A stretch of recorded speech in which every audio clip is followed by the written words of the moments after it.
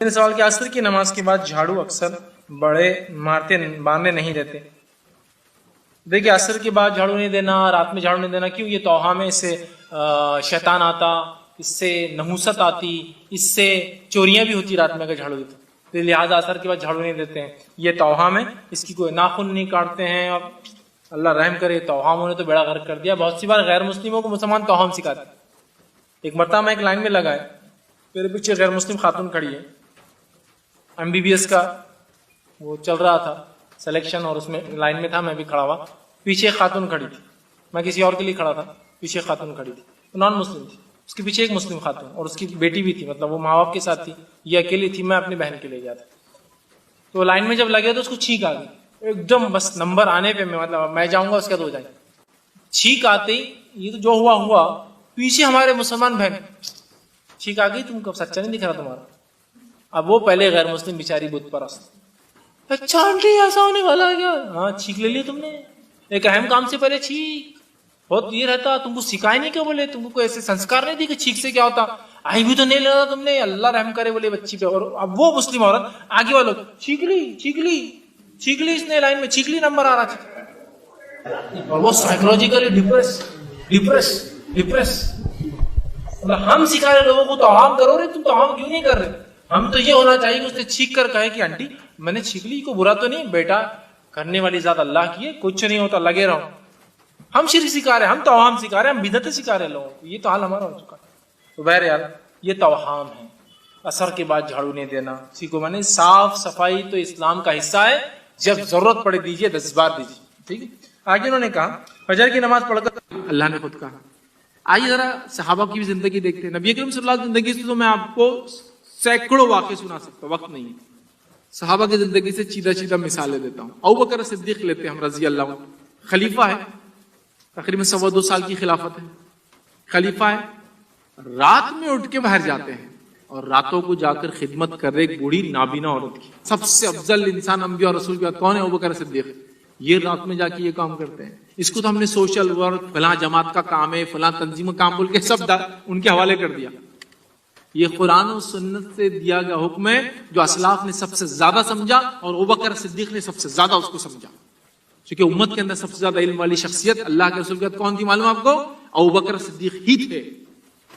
سب سے ہمت والی شخصیت کون تھی معلوم آپ سب کے بعد دنیا میں؟ ابوبکر ہی تھے، علم میں بھی آپ سب سے آگے تھے، اور راتوں کو جا کر خدمت کر رہے ایک بوڑھی نابینا عورت کی۔ اب نبی کریم صلی اللہ علیہ وسلم کی زندگی میں کون سے صحابی تھے جو ان کے پیچھے چلا کرتے تھے؟ بتائیے، سیکنڈ کون تھے جو ان کے پیچھے تھے، ہر کام میں ان سے آگے چلنا چاہتے تھے؟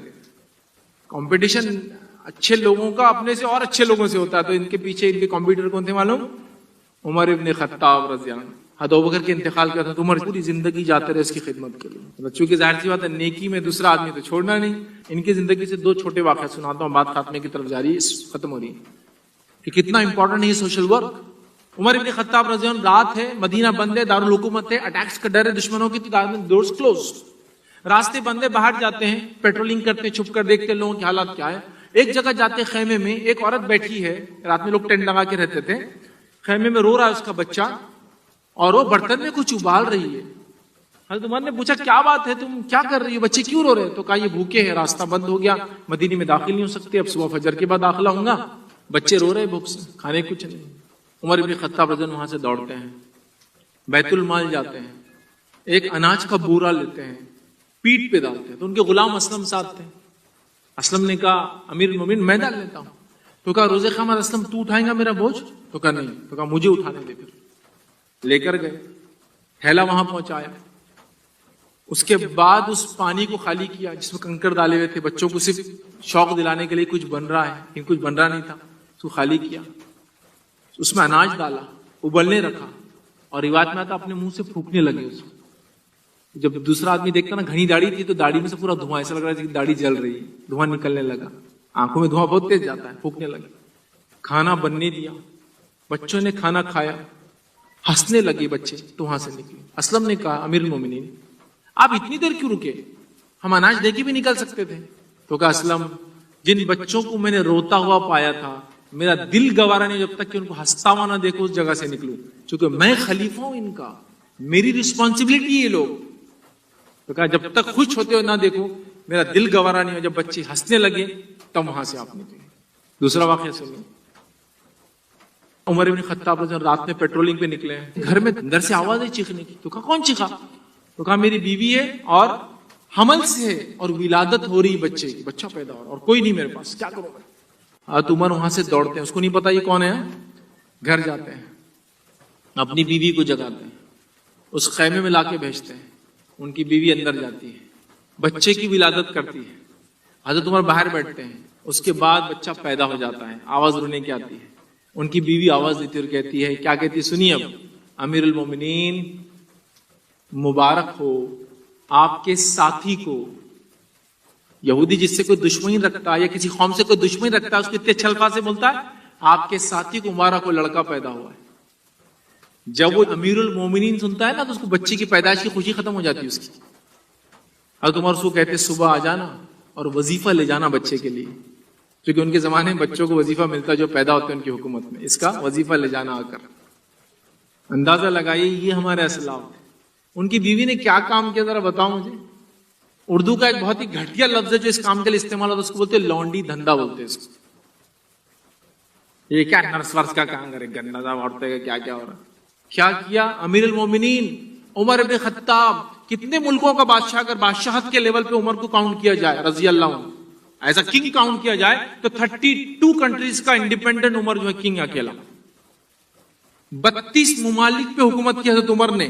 ٹوٹل جو ان کی زمین تھی جس پہ انہوں نے حکومت کی 20 لاکھ اسکوائر مائل, 20 لاکھ کلومیٹر اسکوائر کلومیٹر کی حکومت تھی.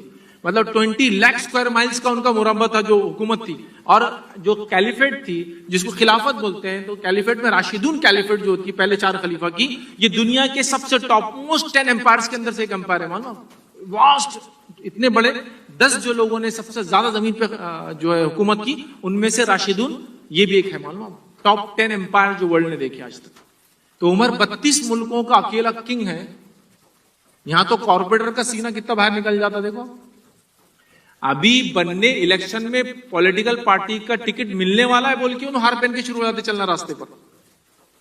اور یہاں 32 کنٹریز کا ایک اونر ہے عمر ایک طرح سے, اور وہ ایک اپنی بیوی کو لاتا ہے. ان کی بیوی کا مقام کیا ہے معلوم, فرسٹ لیڈی. امریکن پریزیڈنٹ کے ساتھ اس کی بیوی آتی ہے, اس کو فرسٹ لیڈی بولتے ہیں. پریزیڈنٹس کی جو بیویاں پرائم منسٹرز کی ہوتی ہیں, فرسٹ لیڈی ہو, 32 ملک کی فرسٹ لیڈی ہو. کوئی یہ نہیں ہمارے پاس تو عورتوں کتنا کبر اور تکبر ہے. کوئی اگر ہلکی جگہ پہ بٹھا دے تو ہم بیٹھنے کو تیار نہیں. کسی کو زخم لگ جائے تو مانا رہے گندے کا, میں نرس تھوڑی ہے. ہیومن لیول پر سوچو, انسان کو تکلیف ہے, مار لگا اس کو دور کر رہے ہیں. یہ سب واقعات موجود ہے. سوشل ورک, کتنے مسلمان ہیں اور کتنا پیسہ ان کا صرف بیماریوں میں جا رہا ہے. ان کے علاج کے لیے کیا ہے, کوئی چیریٹیبل انسٹیٹیوشنز کھولے آپ نے؟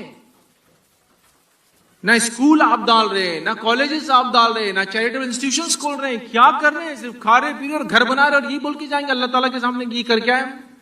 یہ کامیابی کے پیمانے کہاں ہیں آپ کی charitable clinics, charitable polyclinics, charitable speciality hospitals, charitable super speciality hospitals کہاں ہیں آپ کے؟ ایک مسلمان اگر بیمار ہو جائے کہاں جائیں گا؟ ایک غریب مسلمان نان مسلم بھی آپ کے علاقے کہاں جائیں گا؟ آپ کے پاس سسٹم ہے زکات کا, آپ کے پاس سسٹم ہے صدقات کا. صدقات میں کوئی تفریق نہیں ہے غیر مسلم اور مسلم کی. کیوں نہیں آپ ان کے لیے کھولا؟ کیا روزے خان پوچھنی ہوگی؟ صرف کھارے پی اور مست رہتے. اللہ ہمارے محلوں میں ہمارے گھر اچھے تھے, ہم خوش تھے, محفوظ تھے. ہم نے کبھی کیئر ٹیک نہیں کیا. ہمارے آس پاس کتنی ایسی ایسی دلت آبادیاں تھی جو غربت میں زندگی گزار رہی تھی اور ترس رہتی کو ہماری طرف دیکھے. اور تو نے ان کو حکم دیا تھا, دیا نہیں دیا اللہ نے ہم کو صدقات اور زکات. صدقات اور خیرات میں تو کوئی تفرق نہیں نا مسلم غیر مسلم کی. زکات کے اندر ریزرویشنز ہے, باقی چیزوں میں تو نہیں. کہاں ہیں ہم؟ قومیں کیوں نہیں بولیں گی ہم کو کہ تم بوجھ ہے یار اس سماج پہ, کیا کر رہے ہو تم یہاں؟ نہیں, ضرورت بننا ہے واپس جیسے ہمارے اسلاف تھے. جب وہ جاتے نا کسی جگہ سے نکل کر واپس تو لوگ رویا کرتے تھے کہ آپ چھوڑ کے کیوں جا رہے ہیں ہم کو. ہم چاہتے آپ ہمارے پاس رہے, ہم چاہتے ہیں کہ آپ ہم پر حکومت کرے, ہم چاہتے ہیں کہ آپ اس ملک کو ترقی وہ کرے. آپ کو کیا لگتا ہے مسلمان بربر تھے؟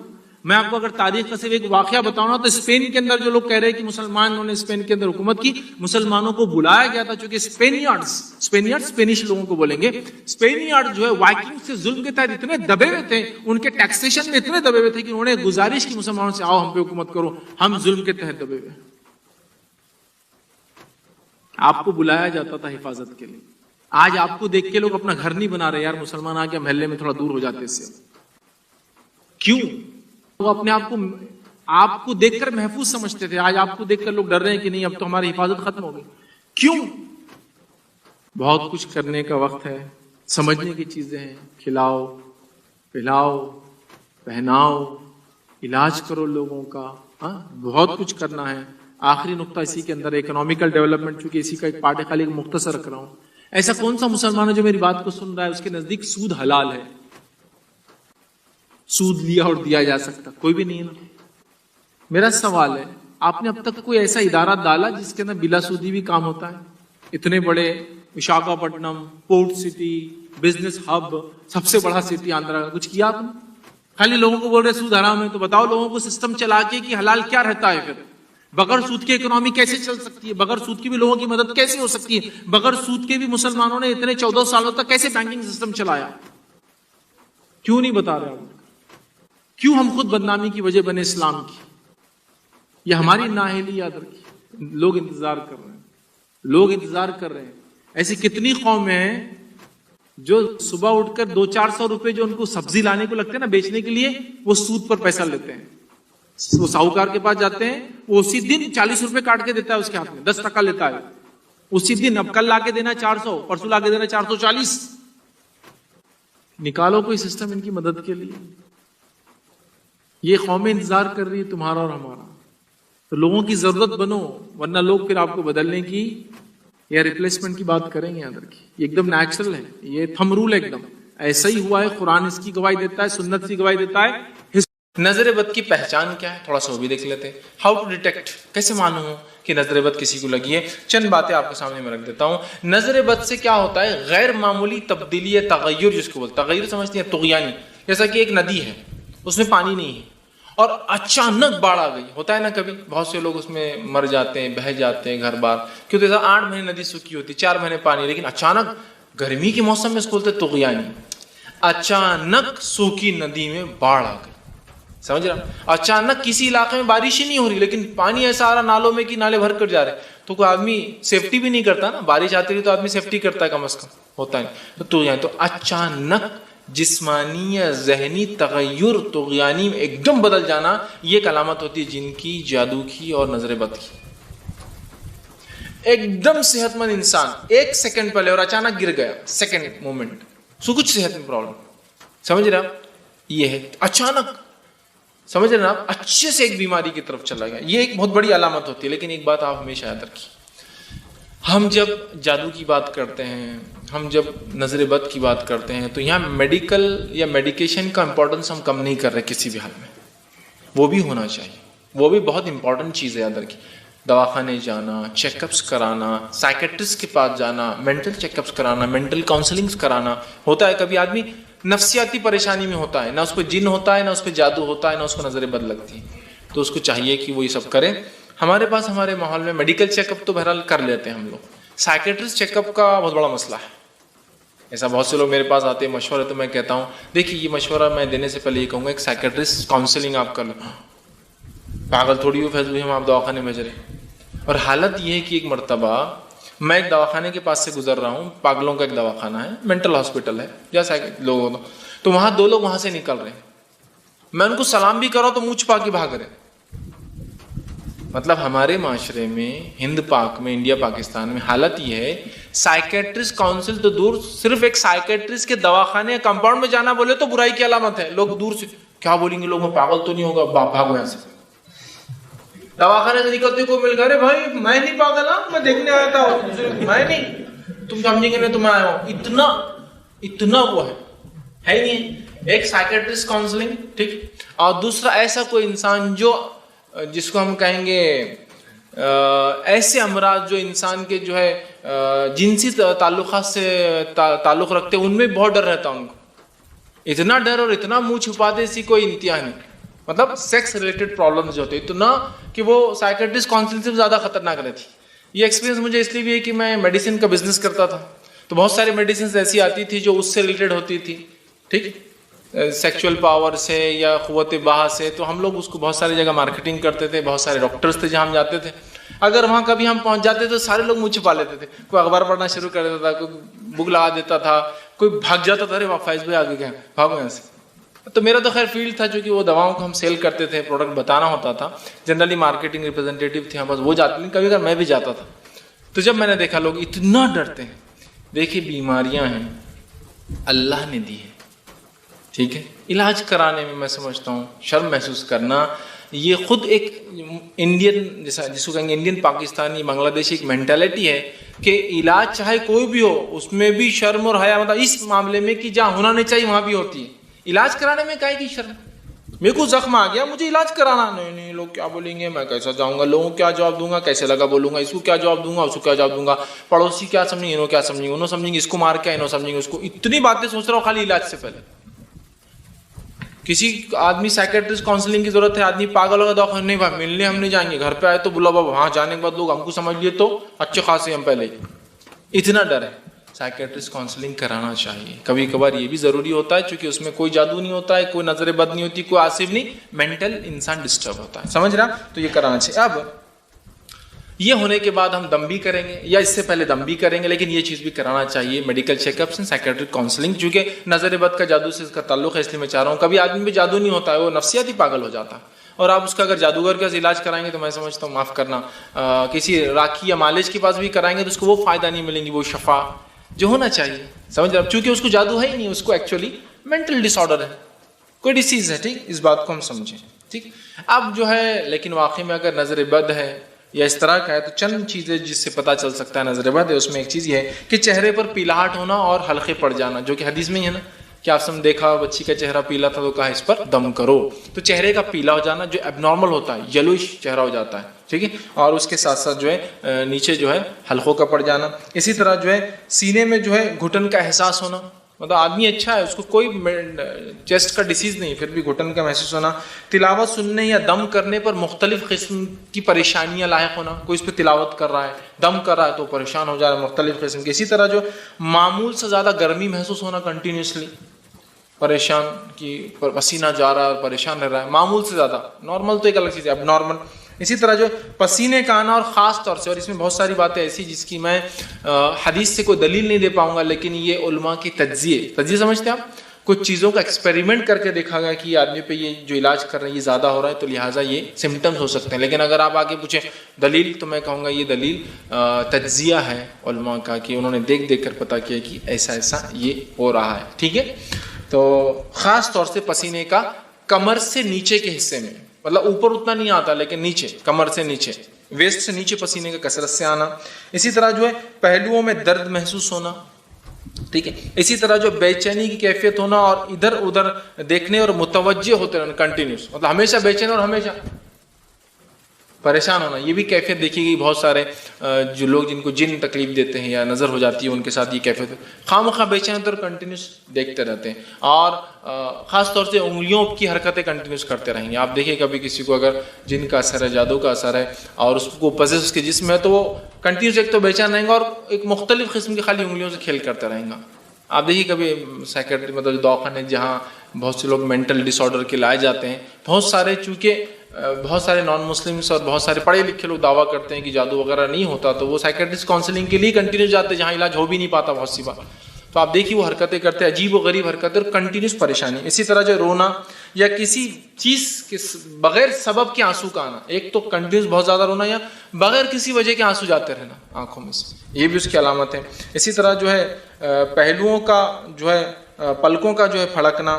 اسی طرح جسم کے مختلف حصوں میں خود بخود حرکت ہونا, جیسا اچانک ہاتھے اور وہ اس میں ایک قسم کی تھرتھراہٹ, اچانک پیر اور شیورنگ اس کے اندر, اسی اتنے پارٹ ہیں, باقی باڈی سب صحیح ہے, ٹھیک ہے. اچانک پلکیں اور وہ کنٹینیوس پڑا کری, اچانک نسیں اور وہ خالی سر کی ہلتی, اچانک ہاتھیں اور وہ اچانک, سمجھا, کسی حرکت میں آ جانا, یہ بھی اس کی علامت ہے. اسی طرح جو ہے دل ڈوبے کی کیفیت ہونا, ہمیشہ ڈپریسڈ, ڈپریشن بھی شیطان کی ایک حربوں میں سے ایک حرب آیا تھا, ڈپریسڈ, دل ڈوبا جس کو بولتے ہیں, کیفیت ہے نا. اسی طرح جو ہے پٹھوں کا اکڑ جانا, کھینچنا اور درد کرنا. نیند میں جو ہے نیم بے ہوشی, کبھی سو رہے تو نیم بے ہوش, مطلب پورے بے ہوش نہیں لیکن بے ہوشی جیسی کیفیت ہو جا رہی, اٹھا رہے ہوئے تو پڑے ہوئے ہیں, گر بھی جا رہے تو حص نہیں ہے, ٹھیک ہے.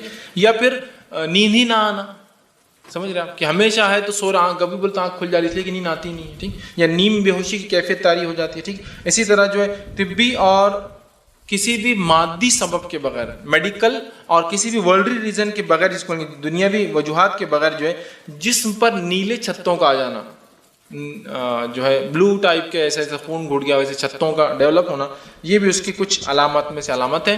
کچھ کی دلیل تو حدیث سے ملتی ہے اور باقی جو ہے تجزیہ ہے جو علماء نے کیا, جو علاج کرتے ہیں, معالج ہوتے ہیں, راکی ہوتے ہیں, ان لوگوں کے ایکسپیریمنٹس کے جو ریزلٹس تھے وہ میں نے آپ کے سامنے رکھے. لیکن اگر آپ مجھ سے ان کے دلائل پوچھیں گے تو میرے پاس اس کی کوئی حدیث سے نہیں سوائے پیلا پن پڑنا اور آنکھوں میں حلقے آنا, انسان کا ایکسٹراڈنری دبلا ہو جانا چونکہ صحت خراب رہنا نظر لگنے سے. لیکن اس کے علاوہ باقی تمام چیزیں جو ہے ایکسپیریمنٹ علماء نے تجزیہ کیا ہے, اور کچھ وجوہات حدیث بھی اس کے لیے بنی, جیسا کمر کے نیچے کا میں نے کہا نا, آگے حدیث آئیں گے تو اس سے بھی کچھ چیزیں